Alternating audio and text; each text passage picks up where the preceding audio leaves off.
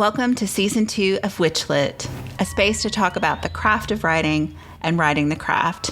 I'm your host, Victoria Raschke, author, publisher, witch, and nosy Scorpio. Katrina Messenger, a radical feminist of African, Cherokee, and Irish descent, is a founding elder of the Order of the Elemental Mysteries and the founder of the Reflections Mystery School and Connect DC. Katrina works extensively with mythology, dream work, ritual, and trance as means of self-exploration, self-healing, and self-evolution.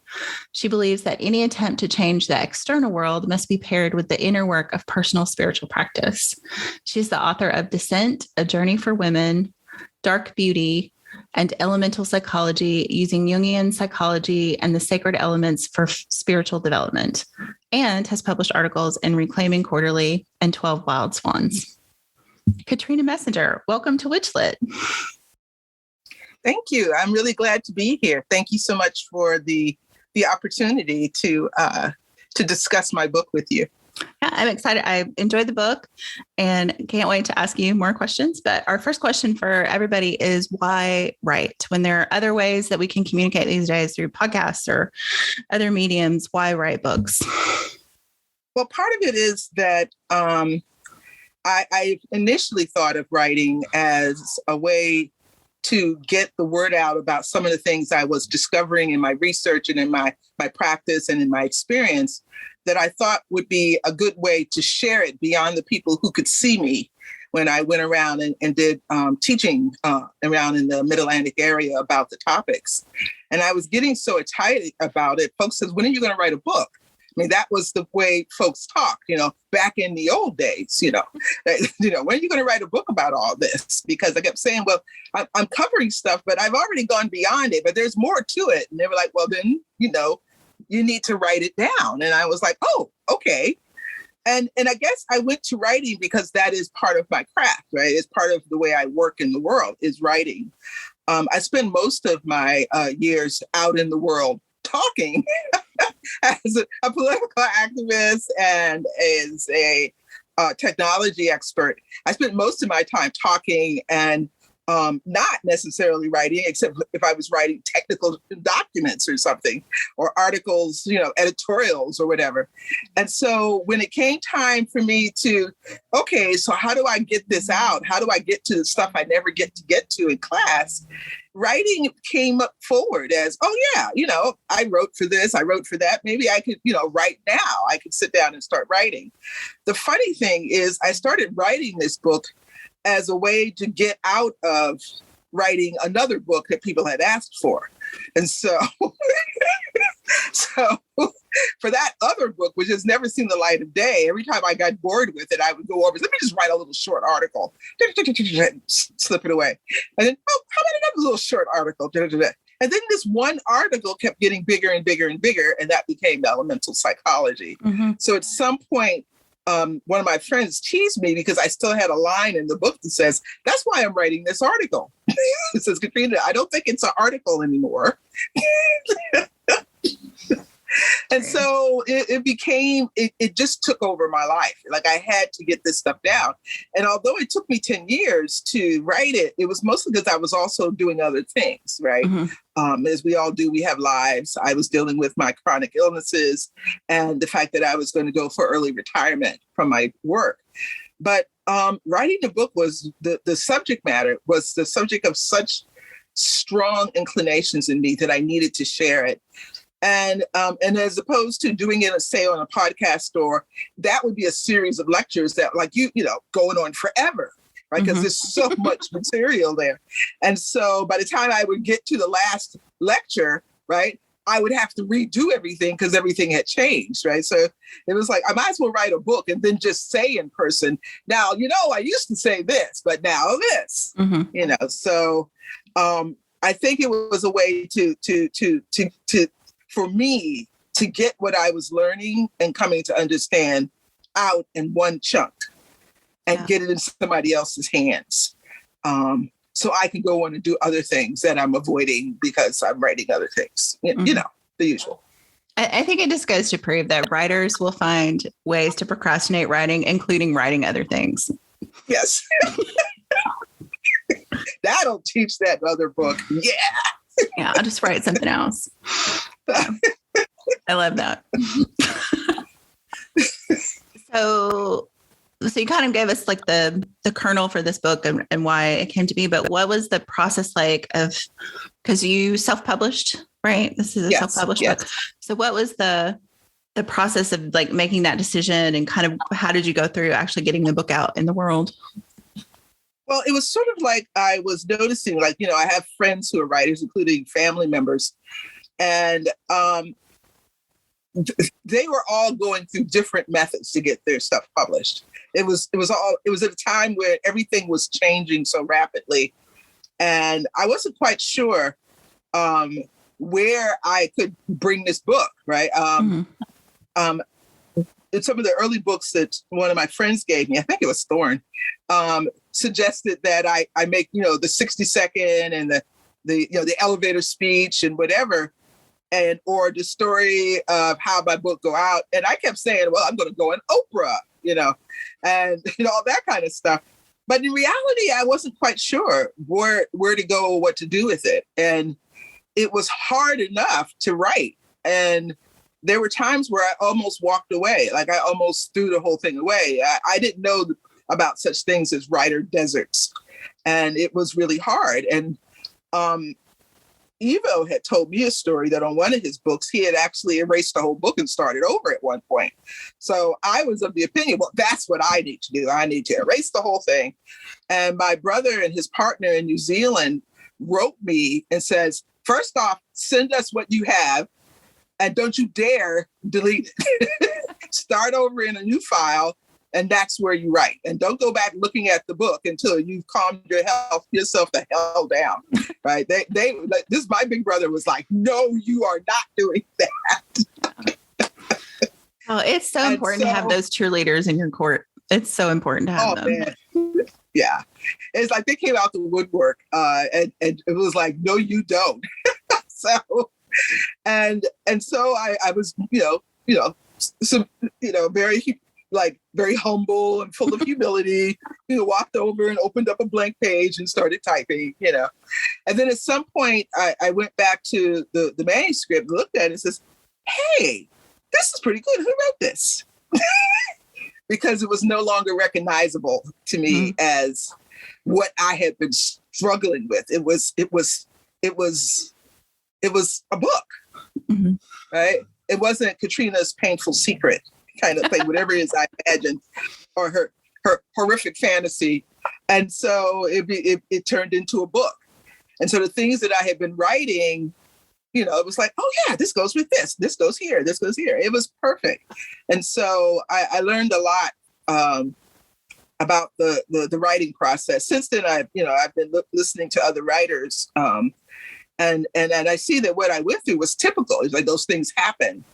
And you have to know that so you can weather it and know that it's part of the process. You have to get to that place where it's like you're parched. And then I let yourself go there. And then you come out on the other side. And that was a deep lesson for me. That was really helpful.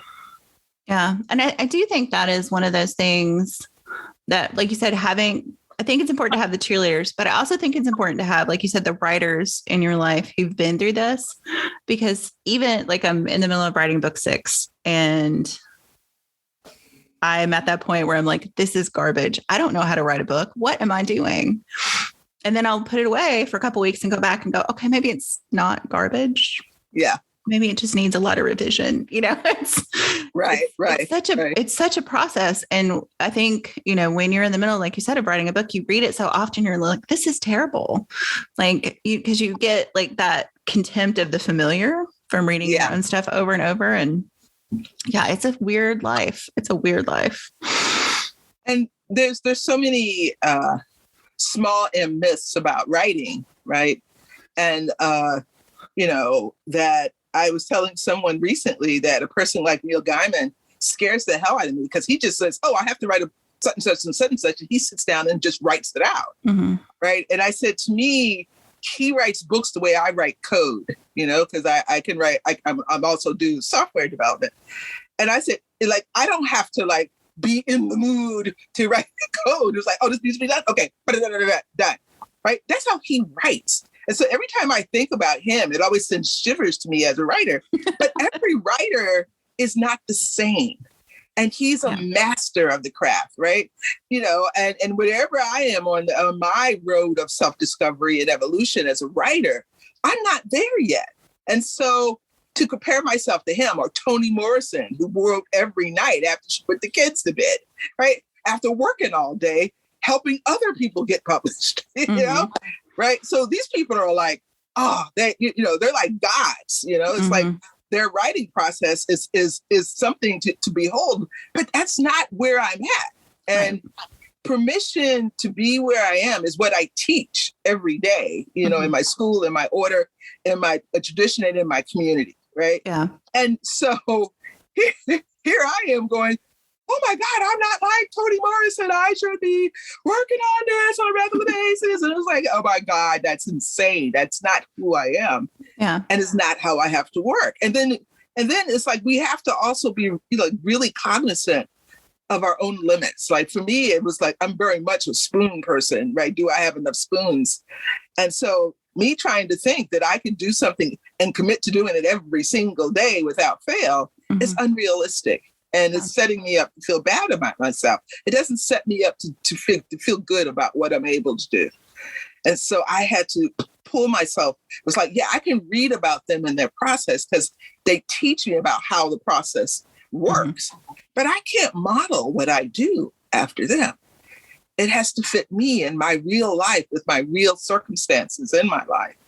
And so being able to write became something that I could give myself, but it wasn't something I could do every day. It was just not possible.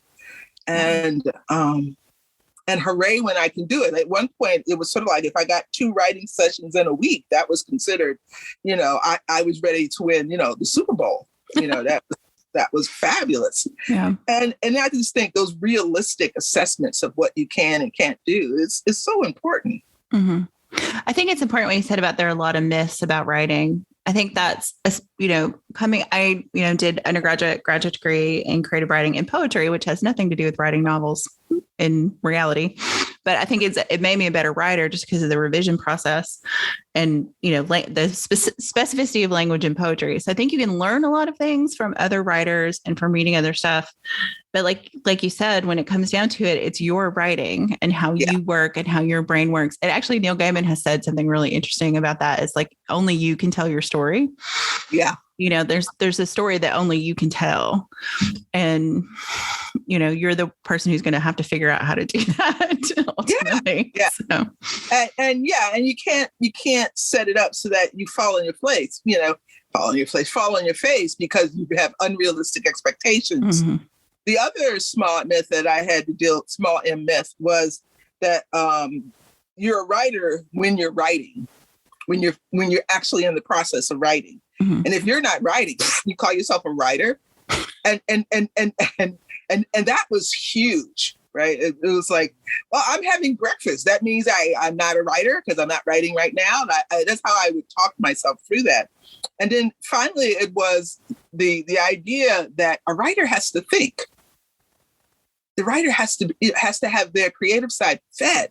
Mm-hmm. A writer has to read. There's all these things that are part of being a writer.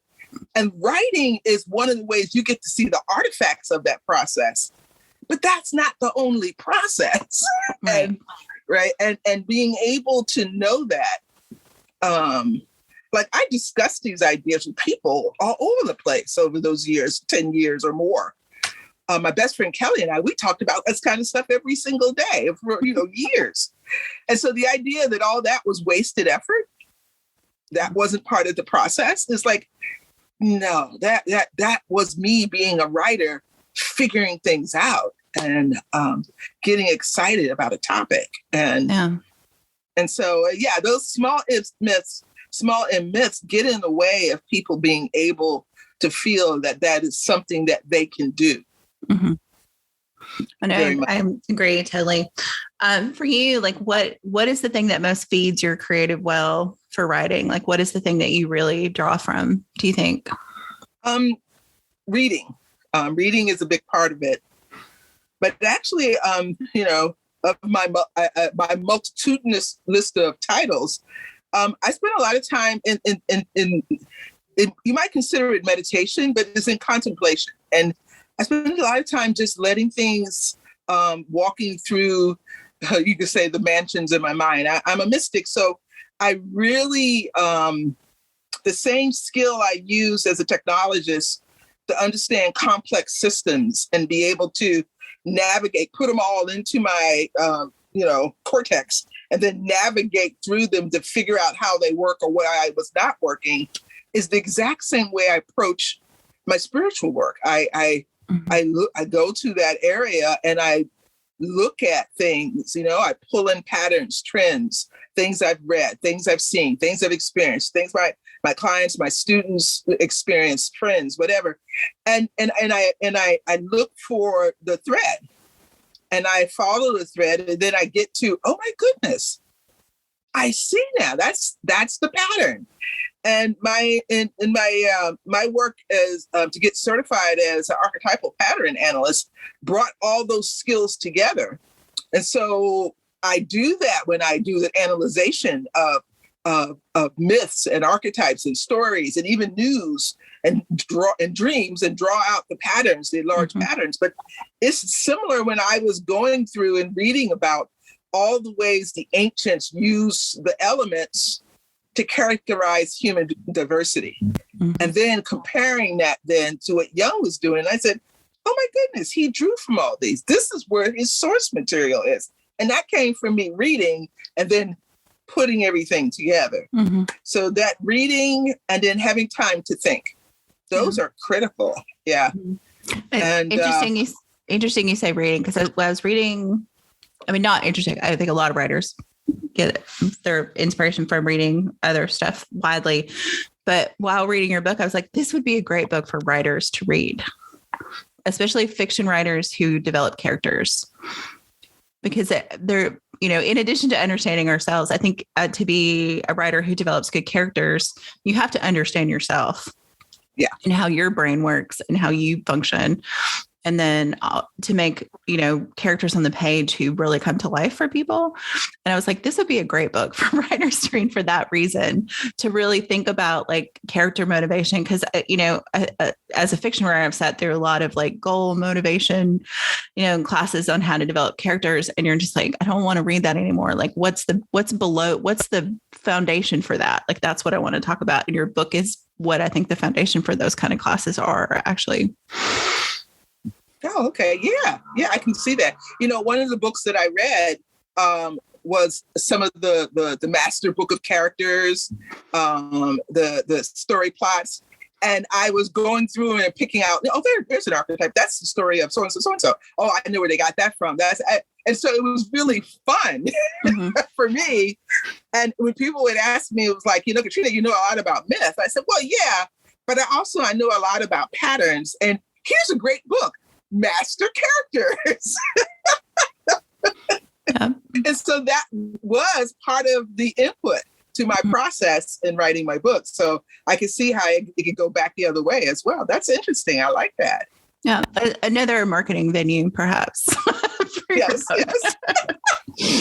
But no, I was just like, yeah, I took a lot of notes reading it. And I was like, yeah, this is so helpful just to think about, how, especially when you're, in your own life, when you're trying to figure out, like, I think, obviously the book is written more from like your spiritual practice and trying to figure out why you do the things you do in relationships with other people and those kind of things. But that plays into writing on the same level, like to create a place that people can go and, oh, these people are real. Yeah. You have to do that as a writer too. So, and we spend so much time in our heads as writers. Like you need to know what's going on in there, I think. Well, the other thing I used to do, and it was after I did this for a while that I wrote some fiction during one of the NaNoWriMos. I haven't done anything with it. But I used to go out to cafes. This was one of the things I missed out on with COVID. I used to just go places and listen to people. Mm-hmm. Right. And I just like listening to the conversation. It wasn't like I was like going, ooh, what are they doing? It was more like listening to things. It became part of the compost that's sort of laying in the areas in my mind that now I can draw upon. And so when I was talking about examples of how this may play out, well, I was pulling on those type of things. It was like, well, look at this system. Look at this. Then you can see it there. You can see it here. Especially when I was doing this stuff about mapping the soul, mapping the Western soul, and talking about how it is we could look at this from a different perspective by looking and providing that same analysis of cultures and countries and things. So yeah. I was fascinated by that part because I don't think I had ever thought about, I mean, it makes total sense when you put it on the page. You're just like, oh, yes, of course. But I had never thought about like, what are the typologies of cultures and how does that affect, then how does that affect everyone who lives in that culture and how those cultures interact with each other, just like how we interact interpersonally. Like that whole part of the book, I was like, this feels like this could be a whole book by itself. Like there's a whole other book in those like few paragraphs talking about that. Yeah. Well, I always like to point out the ugly American stereotype is actually the personification of our national type. and it's only viewed that way if you're the opposite type. And what it is that many of the Eastern nations at the time were very introverted. So, of course, an extroverted American is the archetype for America. And so the ugly American is literally our type viewed from the world. And it's very funny because I've gone places, in Europe where, because I'm fairly quiet and introverted, you wouldn't think I was introverted. Most people think I'm an extrovert. I'm not. That when I go places, I don't, I keep to myself, right? And then somebody will walk in and be loud and proud, and the people all around me, near me, go, American. And I go, whoops. So, ooh, that was telling. Yeah. I've spent a lot of time in Eastern Europe, and I too am introverted, and people are sometimes surprised, like, but you have a podcast. I was like, yes, but I'm also a hermit. Yeah. To spend a lot of time in Eastern Europe, and people are very, I think culturally Eastern Europe is even more introverted than Western Europe, right? In a lot of ways. And, occasionally people would be surprised I was American. I'm like, they're introverted Americans too. But then still, there would always be those times where I would be pegged as American and I hadn't even opened my mouth. And someone told me once, smiled. I smiled, and because I walk like I have all the space I need. Yeah.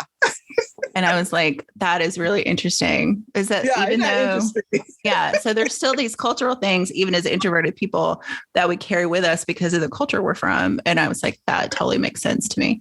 I didn't enjoy being pegged, but it was still, it was interesting and illustrative too. So. Yeah, I loved the little stealth that I had. The funny part was when I was in Norway, and we'll get back to the book.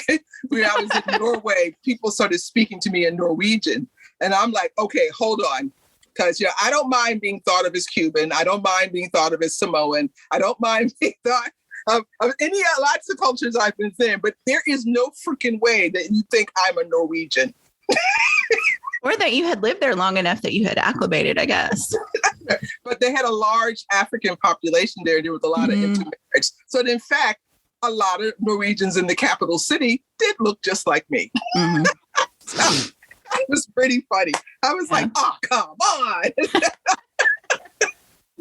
Yeah, that is like a special feeling traveling there when you get mistaken for a native. Yeah.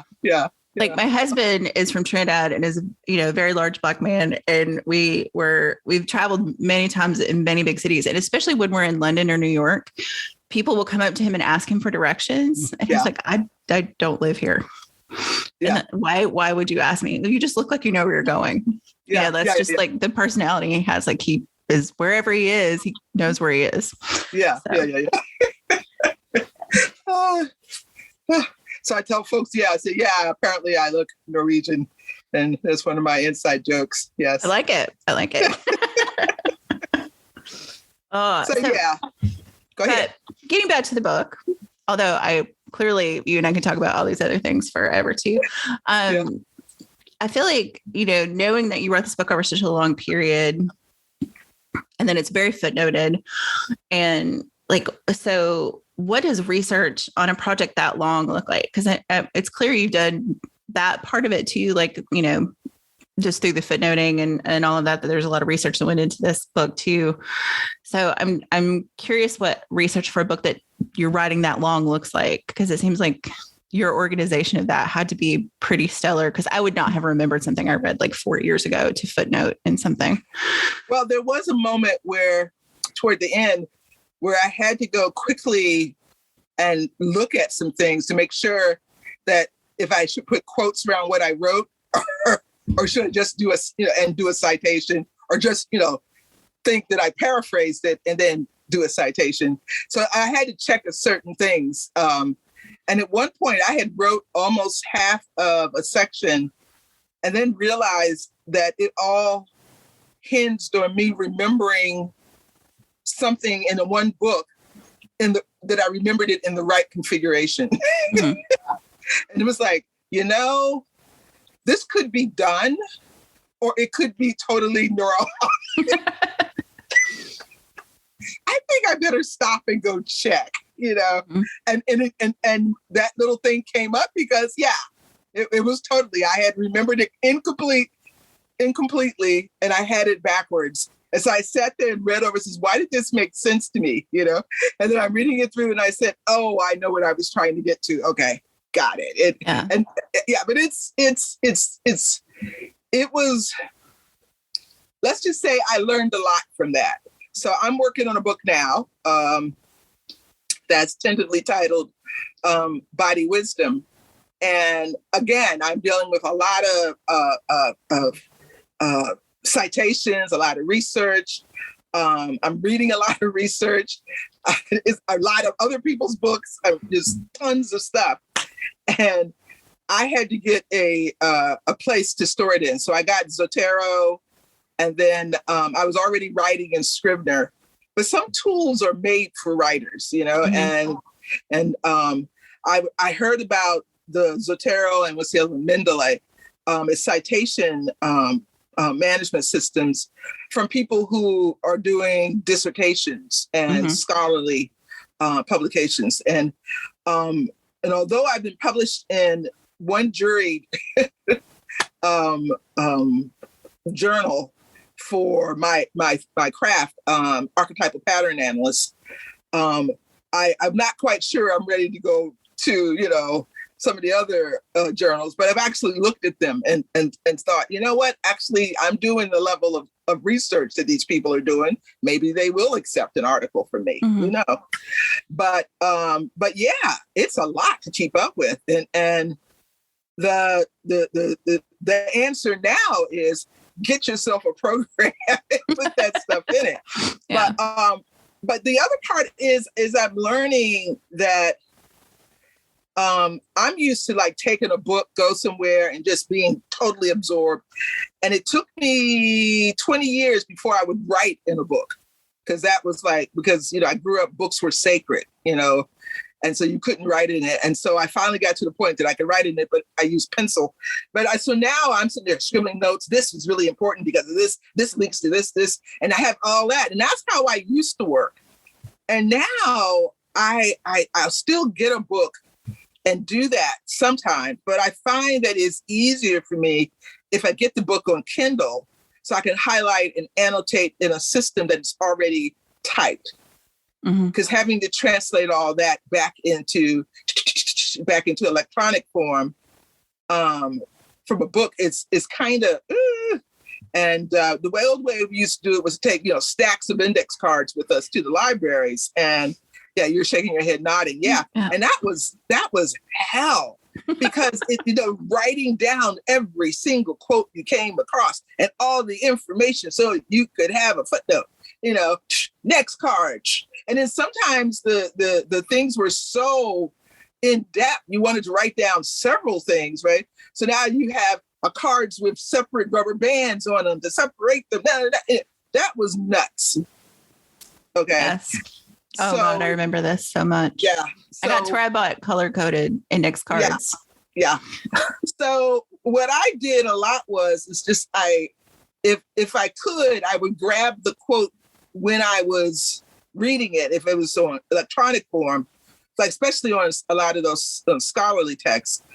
And then the other thing was I had a optical character, was it one of those apps on my phone, and I would take pictures of the whole paragraph and send it through, and it would produce text for me, and then I could just clean it up and then put it somewhere along with the citation. Now I have a much better way of handling all of that. So but that's what you do, and you got to do a lot of research. Like if some of the early stuff that I did, like Descent, my book on descent myths, there wasn't a lot of citations I had to do because I was talking about myths and folk tales. A lot of them were just like, read Grimm, read this, read, this myth from so-and-so, it wasn't citation heavy. Mm-hmm.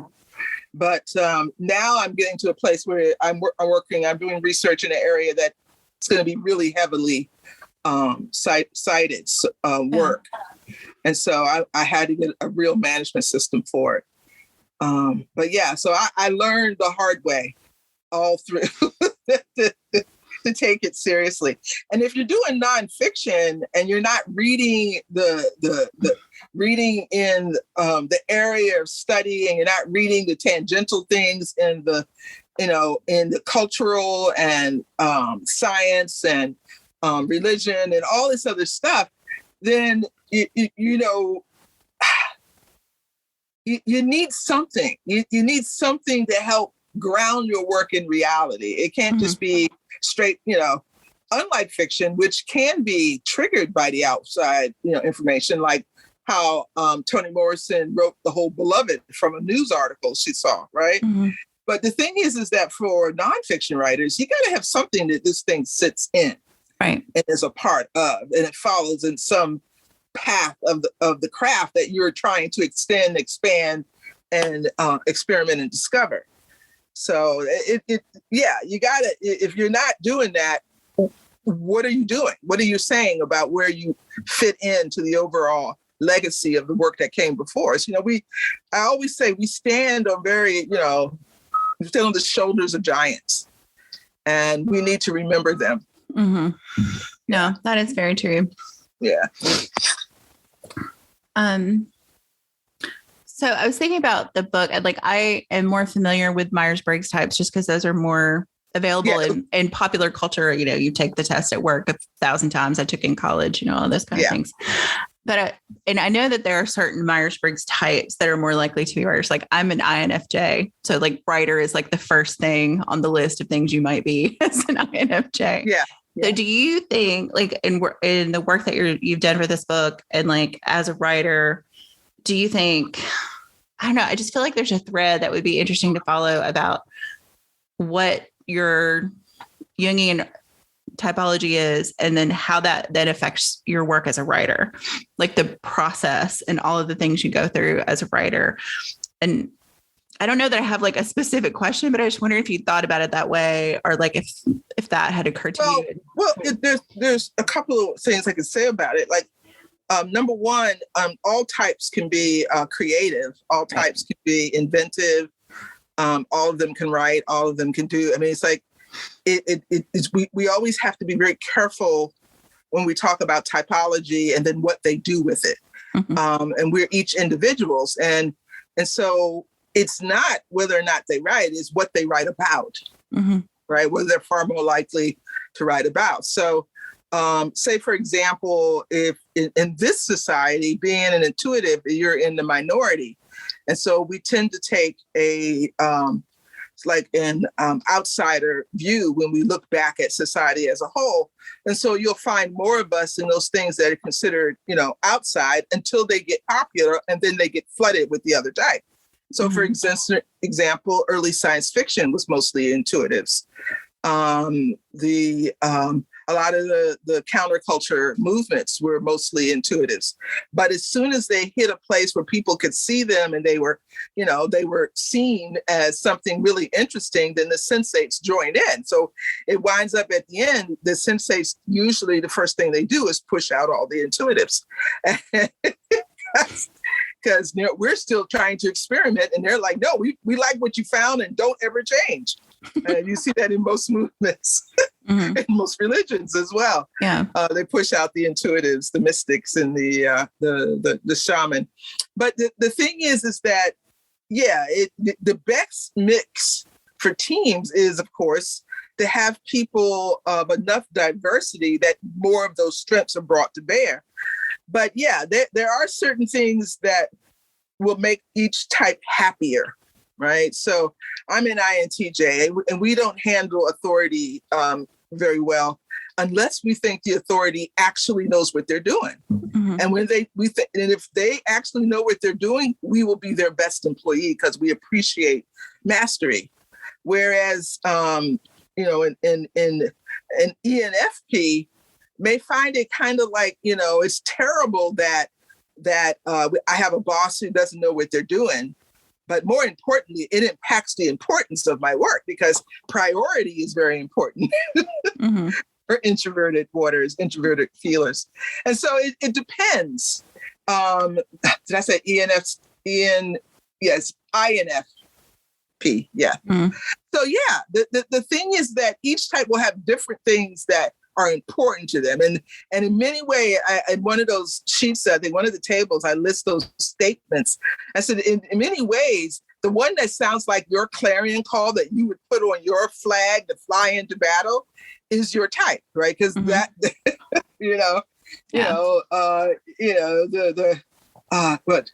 caring for people or death, kind of thing. Or mine was like, be correct or die, Live with an INTJ. My partner is an INTJ. Yeah, so you know what I'm saying. I know exactly what you're saying, yes. So the thing is that they become what we feel is important and what we need to uphold. But depending on where we are and who we're with, different aspects of that will come forward as needed. So the writing about like I always joke that that most of the folks who write the military books and stories or that tend to be sensates. The ones about cowboys and out on the ranch, I always joke, oh, that's all sensates. But if they've gone to the moon and they're flying around and they're facing criminals like Firefly, that's an intuitive. Same story, different place, right? Yeah. But it's not actually that simple. It's a joke. But it is interesting. So Dr. Kiersey, he talks about how, say, an introverted sensate would love to sit down and show you their collection of salt and pepper shakers from all over the southern states, And here's where I was in Arkansas, and here's and we intuitives will laugh, right? But how many of us sit down and talk about our favorite characters, our favorite books, our favorite games? Is exactly that level of detail and that amount of enthusiasm. Yeah. And so we just can't see it sometimes for what it really is. It's just the diversity of humanity. That's all we're looking at is the diversity of humanity. Unfortunately, because of power dynamics, certain things become problematic for people with certain combinations. And it's not even known. Like I said, the whole thing that being an introvert is considered almost like a disease. Like I said, well, she's introverted, but she'll get over it. Poor dear.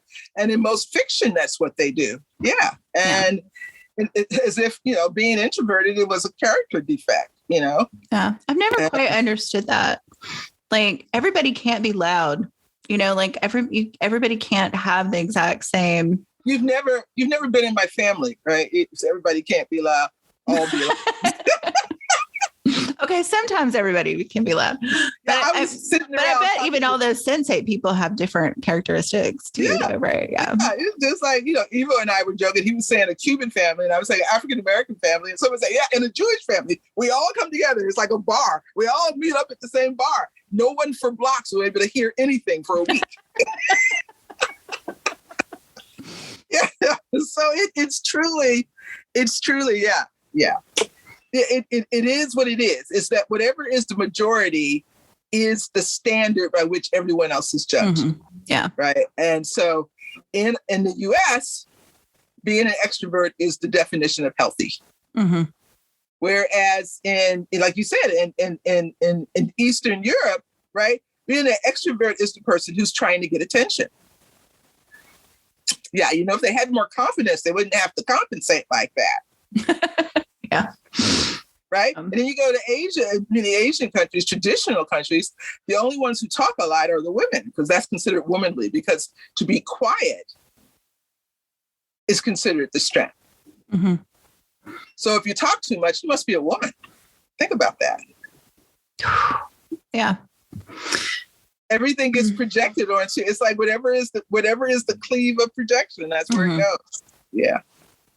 It is really interesting, especially that talking too much and be a woman and thinking about like the studies, like in business settings where men think women talk more than they do. And then when they actually go in and have someone record, like women talk half to a third as much as the men in meetings. Yeah. But if you ask the men after the meeting, they will say the women talked more. That's right. Because we're not supposed to talk at all. Mm-hmm. Yeah, I mean, it's real telling. It's an interesting cultural phenomenon. But same thing they found in classrooms where the teachers thought that the girls asked more questions and raised their hand more, but when they actually recorded it, it was like, no, actually, they didn't raise their hands and they didn't ask questions nor answer the questions to the problems put forward by the teacher. And when everyone raised hands, the teachers would decide that the girls had already spoken enough. And so they would discount calling on them when in fact the girls had not been called on. Yeah, perception and reality. Yeah. Are interesting. I mean, both in psychology and in writing. Like, I think those two things are really interesting. And one of the things you brought up in the book that like I thought about, partly because of the age of my son and partly just thinking about the thing is the parental adult child stack. And like when people actually start to kind of test as their right type, around the time they're 28 and around their Saturn return. And I was just thinking about like one of the things you pulled together so beautifully in the book that I had not thought about was this actual understanding of psychology and mysticism, and that these things don't have to be mutually exclusive. Right. Like I do think even as people who practice witchcraft and are in pagan space, we still kind of like science is still kind of, it's there and we believe in it, but it isn't always impacting directly on our practice. And I think particularly that moment in the book, I was just like, oh yeah, these things, I mean, part of what myth with the big M, like you talked about, does is explain things for us. And that's also science's job is to explain things for us. So it was an interesting moment. And I was like, oh, that does show that connection. Yeah. I mean, the thing is, we usually think of the soul as being the space for where religion, say, comes in, or at least spirituality, but we name it an entire science, psychology, as if the study of the soul is somehow separate from the soul as described in most, traditions, religious traditions or spiritual traditions. And my thing is that, no, modern psychologists are inheritors of the work of the priests and priestesses, shaman, witch doctors, Greek women, and witches from all over the world. And the idea that they work so hard to put themselves above, that they're scientific, that we even have scientific terms. It's very childlike. Look, I have a certificate, says I am a doctor. and I go, yeah, but you're talking about things that are in the spiritual realm.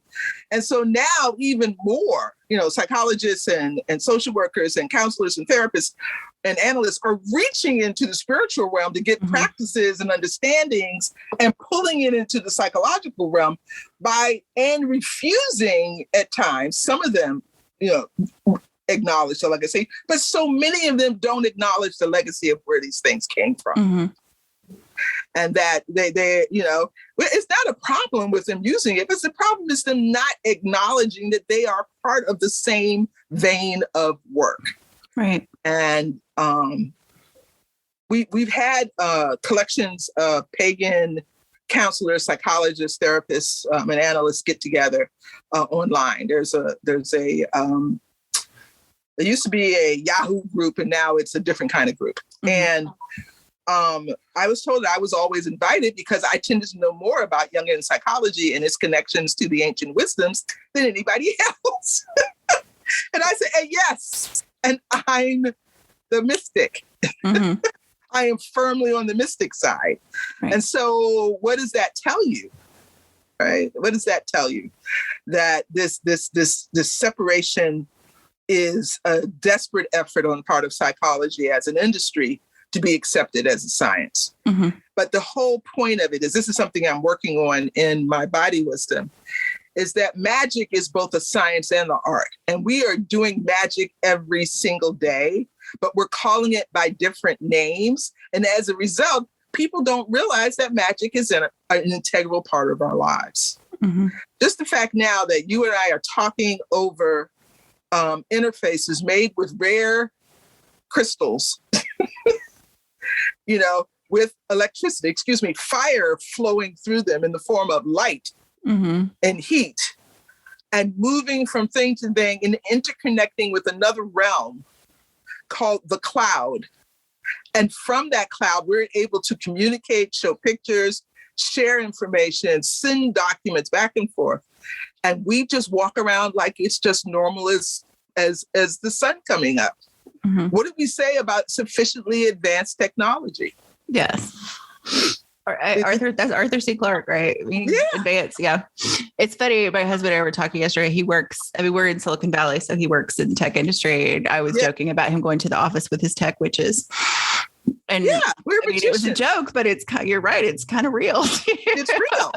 We're magicians. And the fact that they can't call us magicians, right? I've been trying to get a tech mage path at one of the conferences I do, because that's what we are, magicians. And that's what the psychologists, counselors, and analysts are, right? They're priests and priestesses of a long held craft. And the fact that they can't own it, just like the tech mages can't own it, says how far we've gone from being acknowledged that these are art and science together is what they separated to basically cripple the quote powerless people into not being able to affect the world. Yeah, well, that separation. And I think I feel like there's a little bit of that leaking in. Like I think, occasionally. I've just encountered like medical professionals or somebody who also looks at, how's your head? They're willing to reintegrate psychology and medicine, which I don't know why we've separated either. And then also like, and have you tried meditation? Have you, I think there's like some of that happening. Like there's a little seed growing of it. Yeah. But those are the things where they're borrowing from spiritual traditions, but they won't acknowledge the validity of what it comes from. Like I've actually I'll take the practice, but not the practice. Yeah. Right. I had a book I was reading because I was going to do some work with some people, and in it says yes, and we're borrowing this from Buddhism because we don't want to have to deal with all that Buddhist crap. And I was literally going, what? Oh my God. And we're worried about people burning sage? Look at this.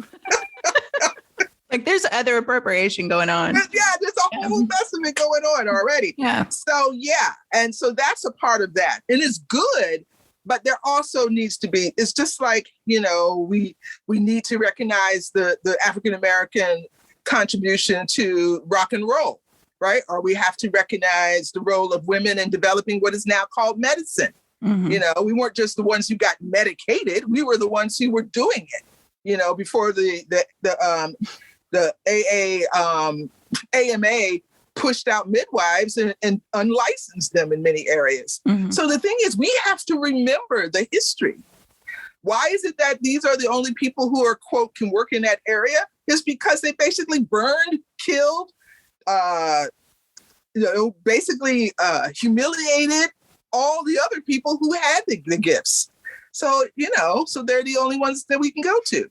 Yeah. Thank goodness some of them have the wherewithal to reach back and pull on those practices. Mm-hmm. But we need to heal these rifts. And to me, it's always important to acknowledge and recognize and be grateful for the ancient sources of our craft. Mm-hmm. That is so important. That is like the perfect statement.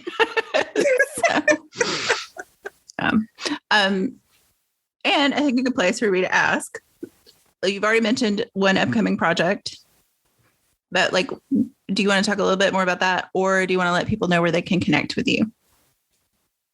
And then we'll do our last game of chance question. Okay, I'm really looking forward to that. Body wisdom is about healing the streams. It's about healing the streams at all levels. So when I call the three streams, the body, the mind, and the soul. But the soul I'm talking about is the group soul for humanity, that we don't have connections to it. That's why we seem to be wandering around doing things that are just so contraindicated life.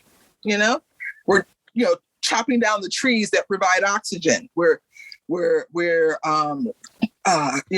using up the water in places to create commerce in water, not water for drinking out of faucets.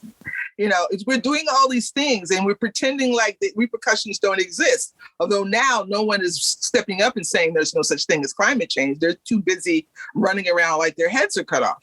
But it's like, without that connection between our bodies and mind, that our bodies and mind and our connection to our group soul, obviously through our own soul, we need to bring them back into alignment. Right now, we are prisoners of our minds.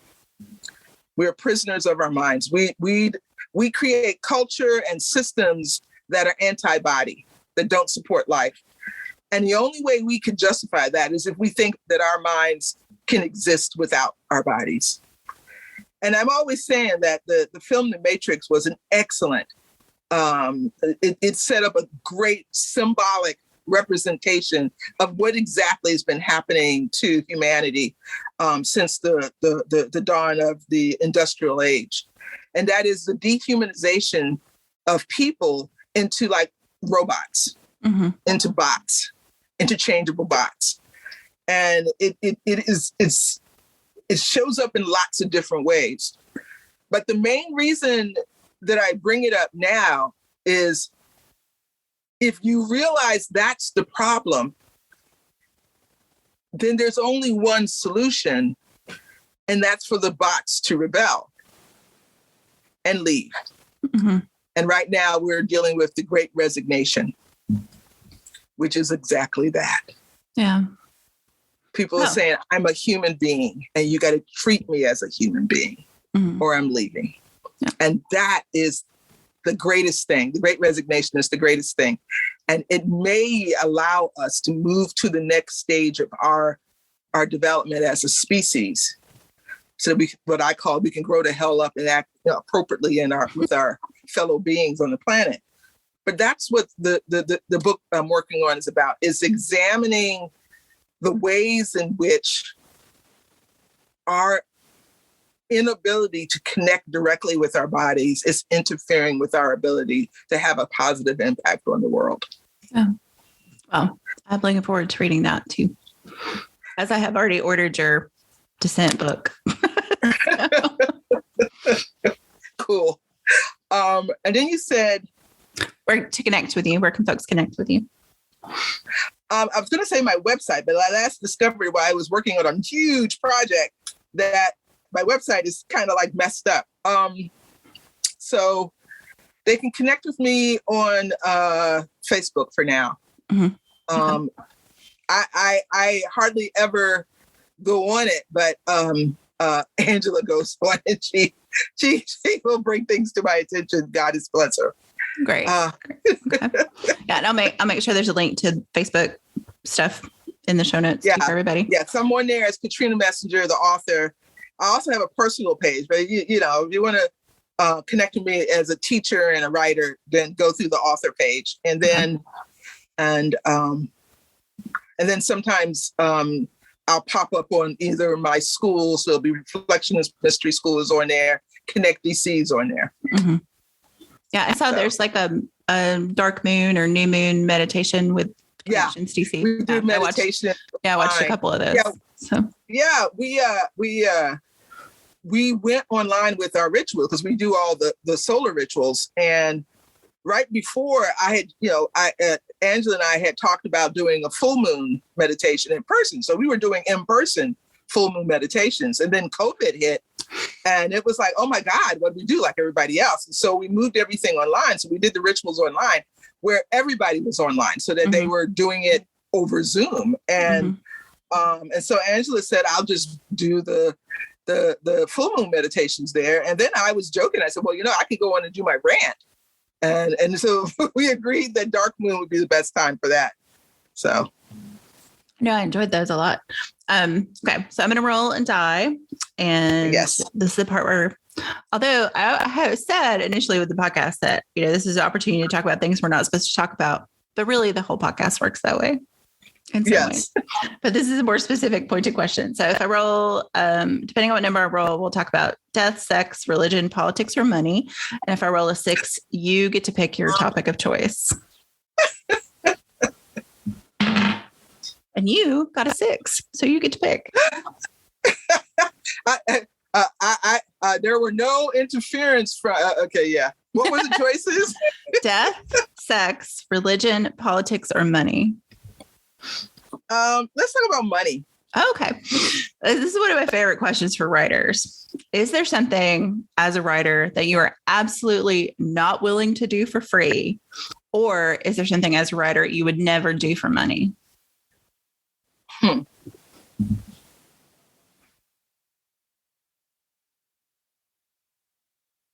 As a writer, I once I publish a book, I'm not giving it away for free. That it represents an exchange that needs to happen to make it possible for me to write. It's very seldom anybody's going to get rich off of this. The folks who do are very, it's more going on. But I feel like it's a fair exchange, and part of that is my own Marxist background. It's like, I've done the work. I feel that I've priced it reasonably. I am not doing that for free. Mm-hmm. And I'm also not going to present the material in there without some type of compensation. A lot of people have asked me over the years to do things, where they couldn't pay me. And I would ask, the question I would ask, well, can I sell my books? Because that can help make up for that, right? But if I can't sell my books and they're not going to pay me, they're not even going to pay my transportation. It's like, you know what? That's not fair. That's not fair. People who have means, they can do that, and it makes it difficult for those of us without means. And that we're supposed to live up to that standard of, just give away your time, your talent, your energy when you're basically struggling. And to me, that's a form of privilege that we need to stop raising up. And we need to pay writers for their work and pay for the work they've put in to create their body of work. Mm-hmm. And that means paying them when they come to talk about it. And I think that's really important. Yeah. Now, can we shout that louder for the people in the back? Yes. And then the other part was, what would you not do even if they offered to pay you?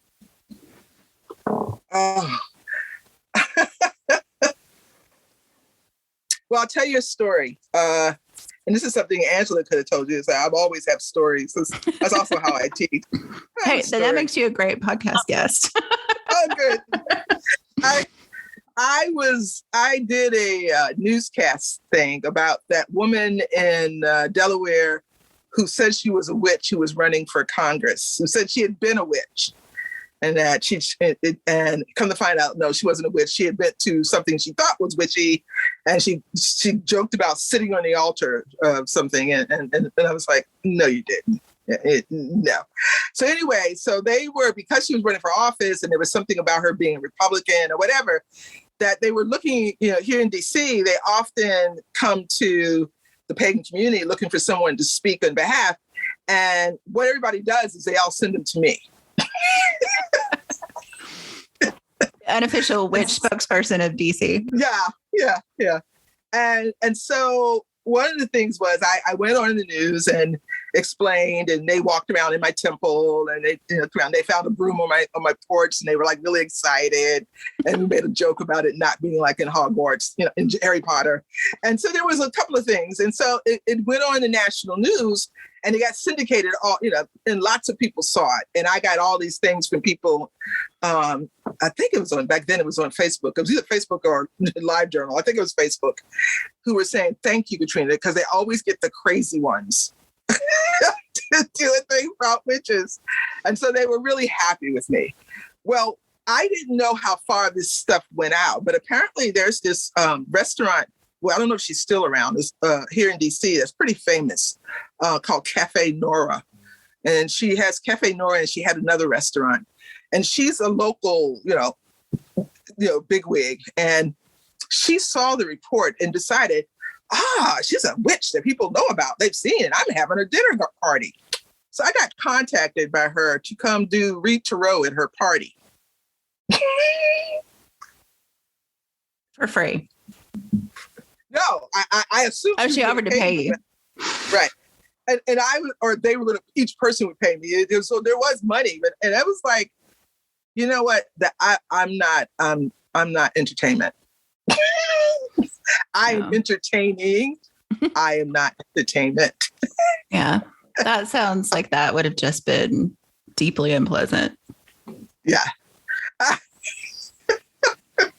Now, I've read tarot for my block parties where I sit out in front of my house with a little card table and read for everybody, but mostly it's kids and cops. Cops always want to know something for free. Anyway. Interesting. But yeah, I turned down the owner and founder of Cafe Nora. I think it should be a claim to fame. Reading. Yeah. You should add that. You should add that to your bio on the website. Okay. Oh, I love that story. Thank you so much, and thank you for being on the show. I'm so glad that Angela, who we've mentioned her several times, she's your assistant, like your personal. Angela is one of the fabulous local priestesses. She is. Oh, okay. Okay. She was Angela Raincatcher. She was formerly the celebrant of Becoming, which was a pagan church here in DC.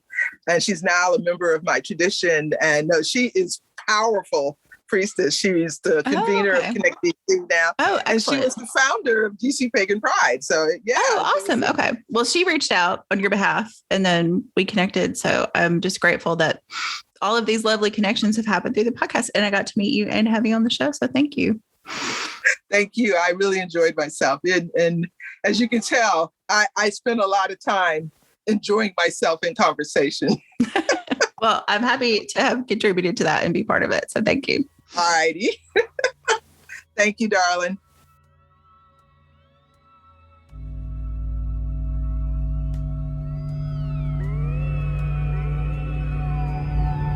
WitchLit is a production of Thousand Volt Press and is edited by Keifel Agostini, who also designed our logo. Our music is Voices, composed for us by Alexander Shnekar. You can support our work, get early access to episodes, ask your own death, sex, religion, politics, money questions, and get some free stuff by joining our Patreon at patreon.com/witchlitpod. Transcripts and all our previous episodes are available at witchlitpod.com, and you can follow us on Instagram and Twitter at WitchLit Pod. If you enjoyed this episode, please subscribe and consider giving us a rating or review wherever you listen to podcasts. It helps other witches find the show. Thanks for listening and for reading witchy.